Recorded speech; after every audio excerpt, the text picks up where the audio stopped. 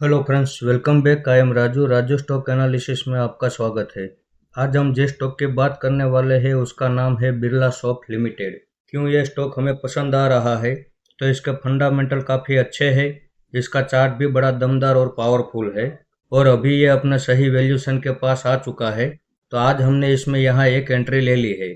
आइए हम पहले इसके फंडामेंटल देख लेते हैं। अब जैसे शेयर होल्डिंग पैटर्न हम देखें तो पब्लिक के पास 23.5% की होल्डिंग है, डीआईएस के पास 24.5% की होल्डिंग है, एफआईएस के पास 11% की होल्डिंग है और बाकी की सारी होल्डिंग प्रमोटर के पास मौजूद है। इसके आगे हम बैलेंस शीट में देखें तो इस कंपनी के पास 3,195 करोड़ का रिजर्व है। उसके सामने 145 करोड़ का कर्ज है, यानी कि जितना रिजर्व है उसके सामने कर्ज बड़ा मामूली सा है। ये कर्ज नहीं के बराबर है। इसके आगे हम प्रॉफिट एंड लॉस सेगमेंट में देखें तो ये company year on year compulsory अच्छा खासा प्रॉफिट कर रही है और साथ में ये कंपनी हमें डिविडेंड भी दे रही है। ये एक आईटी सॉफ्टवेयर सेक्टर की कंपनी है। मार्केट कैप में अभी ये छोटी सी है, लेकिन इसका बिजनेस मॉडल काफ़ी अच्छा है। अब जैसे आपने देखा कि इसके फंडामेंटल हर एंगल से काफ़ी मजबूत और दमदार है। इसमें हमारा पहला सपोर्ट 370 के लेवल पे था और आज वो उस सपोर्ट के करीब आ चुका, तो आज हमने इसमें यहाँ एक एंट्री ले ली है। इसमें हमारा दूसरा सपोर्ट 250 का रहने वाला है और तीसरा सपोर्ट 110 रुपये का रहने वाला है।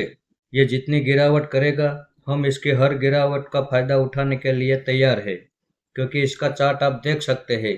ये गिरावट करता है, बड़ी गिरावट भी करता है, लेकिन इसके चार्ट में इतना पावर हमें नज़र आ रहा है कि जब भी इसकी गिरावट का सिलसिला खत्म होता है और ये चलना शुरू करता है तो मैक्सिमम 2 से 3 साल ही लगते हैं इसे अपने पुराने ऑल टाइम हाई को ब्रेक करने के लिए। तो ये जितनी भी गिरावट करेगा, इसकी हर गिरावट में हम अपना इन्वेस्टमेंट बढ़ाते जाएंगे और यदि ये बड़ी गिरावट करके 110 रुपये के लेवल तक भी आ जाता है तो वहाँ पे हम दिल खोल के इन्वेस्टमेंट करने वाले हैं, क्योंकि इसमें हमारा पहला टारगेट 1,000 रुपये का रहने वाला है और दूसरा टारगेट 1,600 का रहने वाला है। तो 1,000 रुपये के भाव पे हम 50% होल्डिंग एग्जिट कर देंगे और बाकी की 50% होल्डिंग हम 1,600 के भाव पे एग्जिट करने वाले हैं। क्योंकि इसके चार्ट में एक स्टडी ये भी है कि ये जब भी तेजी की रैली चालू करता है तो अपने पुराने ऑल टाइम हाई को ब्रेक करके एक नया ऑल टाइम हाई लगा देता है। यहाँ पे आप देखिए, फिर यहाँ पे आप देखिए, फिर यहाँ पे आप देखिए।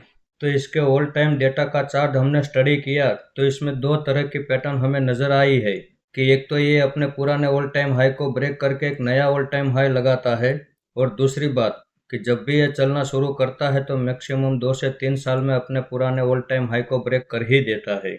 इसका चार्ट आप देख सकते हैं, ये हायर हाई हायर लो की पैटर्न से ऊपर की ओर मूवमेंट कर रहा है। इसका फंडामेंटल काफ़ी मजबूत है।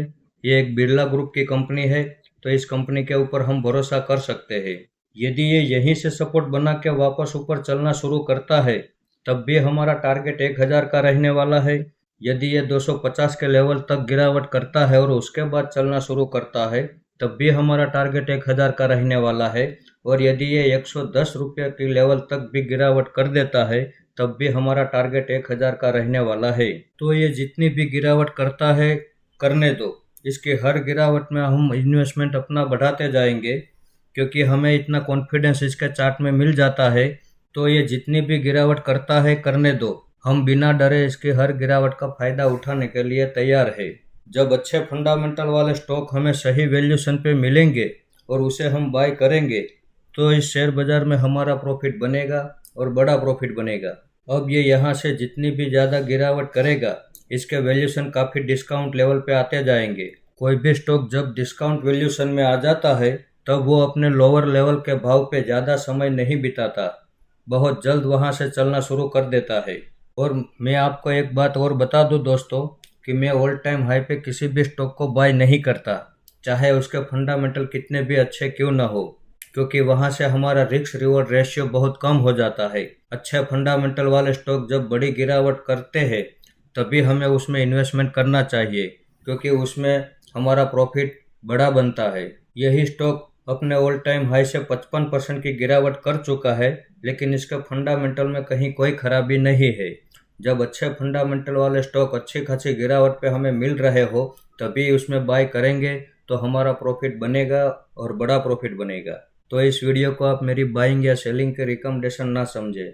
ये मेरा पर्सनल व्यू है जो मैं आपके सामने शेयर कर रहा हूँ। ऐसे ही अच्छे अच्छे टेक्निकल और फंडामेंटल वाले स्टॉक मैं आपके सामने लाता रहूँगा। आपने यहाँ तक मेरा वीडियो देखा, इसके लिए आपका बहुत बहुत धन्यवाद।